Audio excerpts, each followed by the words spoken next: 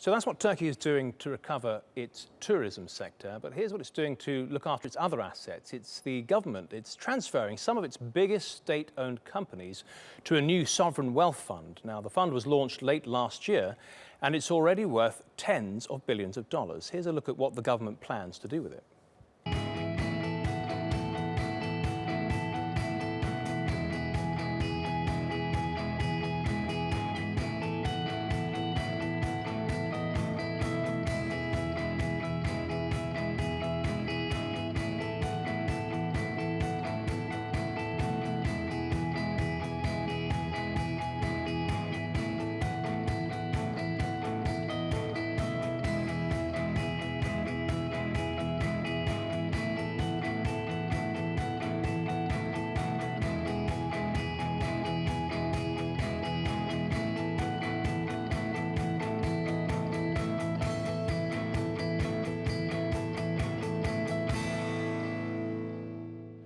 Well, we have Taha Arvas with us now. He's a Turkish economist. He's here live in the studio. I want to ask you something about this sovereign wealth fund. It's essentially taking the state-owned assets and putting them into a fund. I mean, it's already owned by the state. What's the point? What's the advantage? I think there are several arguments for them being under one fund. Right. Many of them are they have independent boards as it is, but this will help to open up channels for potential securitization in the future, for decreasing borrowing costs, because suddenly you have a larger a fund that controls many other organizations. So you're diversifying. It's strengthening this one central. So outsiders basically are looking at this vast portfolio and saying this is a very secure bet, so they reduce the amount that they charge to lend. But the problem is we have some members of the opposition saying actually it makes oversight less stringent. It'll be audit-free, less well monitored, and state assets will be used as collateral to borrow against.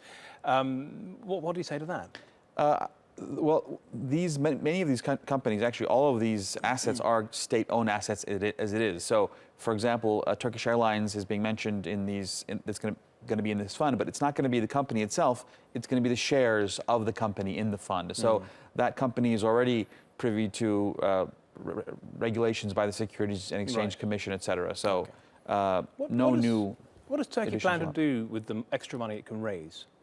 There's talk of, this is a developing story, as you know, so there's talk of infrastructure projects.